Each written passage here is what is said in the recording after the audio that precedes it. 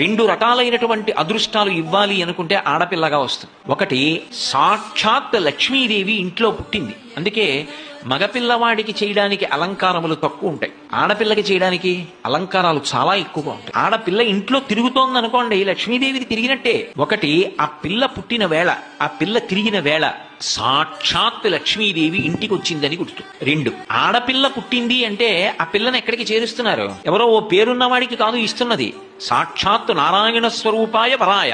ఆ వరుడు నారాయణ స్వరూపుడు. ఇప్పుడు లక్ష్మిని నారాయణుడి పక్కకి చేర్చారు. ఆ చేర్చిన కారణం చేత ఏమైంది? 10 తరాలు తర్వాత వచ్చేవి, 10 తరాలు నా ముందున్నవి, నేను ఒక తరం, 21 తరాలు ఉద్ధరింపబడ్డారు, ఉన్నత లోకాలకి వెళ్ళారు. ఏది మగపిల్లవాడి విషయంలో చూపించండి అలా ప్రమాణం. అలా చేయగలడా? సాధ్యం కాదు. అమ్మవారు అనుగ్రహిస్తే ఆ తల్లి వీళ్ళని నేను విశేషమైనటువంటి ఫలితము చేత సత్కరించాలనుకుంటున్నాను అనుకుంటే ఆడపిల్లగా వస్తుంది.